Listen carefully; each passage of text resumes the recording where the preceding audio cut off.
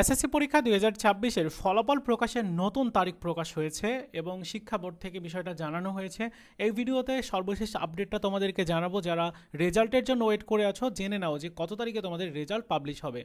দেখো, সংবাদ মাধ্যমগুলোতে নিউজ হয়েছে। দ্য ডেইলি স্টার নিউজ করেছে, নিউজটি শিরোনাম এরকম: বোর্ডগুলো 20 জুলাইয়ের সময়সীমা মিস করায় এসএসসির ফলাফল 28 জুলাইয়ের পরে হওয়ার সম্ভাবনা রয়েছে। বিস্তারিত অংশে কি বলা হচ্ছে?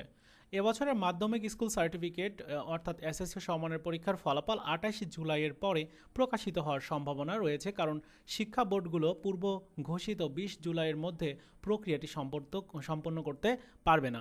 বাংলাদেশ আন্তঃশিক্ষা বোর্ড সমন্বয় কমিটির সভাপতি তিনি বলেছেন যে বোর্ডগুলো 28 অথবা 29 জুলাইয়ের মধ্যে ফলাফল চূড়ান্ত করবে বলে আশা করছে। এরপর শিক্ষা মন্ত্রণালয় তা প্রকাশের তারিখ নির্ধারণ করবে।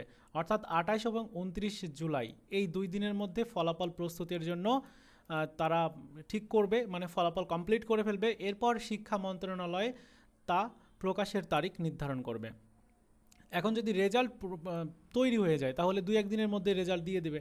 সেক্ষেত্রে আগামী 30 অথবা 31 জুলাই তোমাদের এই এসএসসি পরীক্ষার রেজাল্ট পাবলিশ হওয়ার সম্ভাবনা সবচেয়ে বেশি রয়েছে। যদিও এখনও পর্যন্ত ওইভাবে আনুষ্ঠানিকভাবে ডেট ঘোষণা হয়নি, তবে শিক্ষা বোর্ড থেকে জানানো হয়েছে যে 28 অথবা 29 জুলাই রেজাল্ট প্রস্তুত করে একদম কমপ্লিট করা হবে, তারপর রেজাল্ট পাবলিশ হবে। অর্থাৎ আগামী 30 অথবা 31 জুলাই তোমরা এসএসসি পরীক্ষার রেজাল্ট পাবে।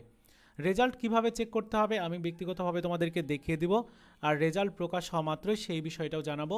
তারপর রেজাল্টের পরে তোমাদের ভর্তির আপডেটগুলো আমাদের থেকে তোমরা পাবে। সো এই চ্যানেলটিকে প্রত্যেকেই সাবস্ক্রাইব করে রাখো। ধন্যবাদ।